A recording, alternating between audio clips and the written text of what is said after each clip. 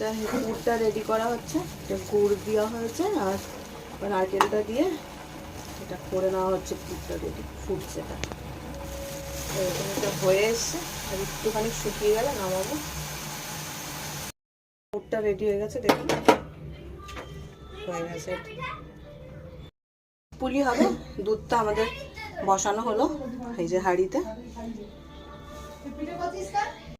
হবে।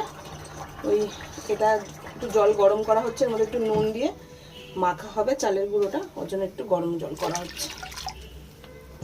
এটার মধ্যে একটু নুন অ্যাড করা হচ্ছে। এটা এবার একটু সুজি দেওয়া হচ্ছে।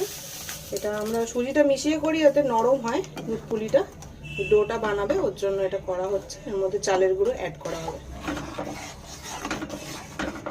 অনেক সময় চালের গুঁড়ো দিয়ে করলে না অনেক শক্ত হয়ে যায়। চালের গুঁড়োটা দেওয়া হচ্ছে।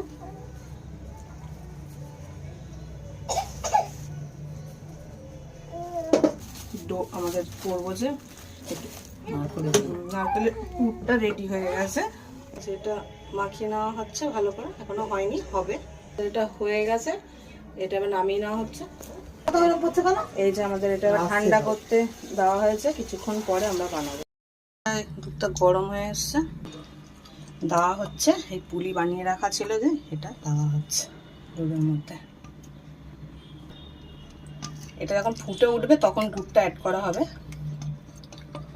এটা এখন দিয়ে কিছুক্ষণ ফুটবে। আমাদের এটা দেওয়া কমপ্লিট হয়ে গেছে।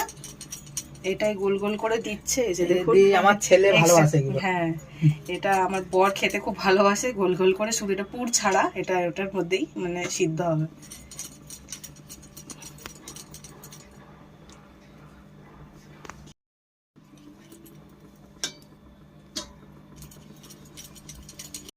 অ্যাড করা হচ্ছে।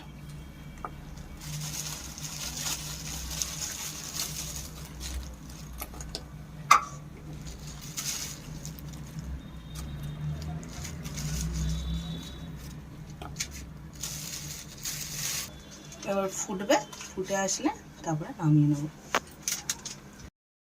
আমাদের দুধ পুলি হয়ে গেছে, এটা বন্ধ করে দেবো।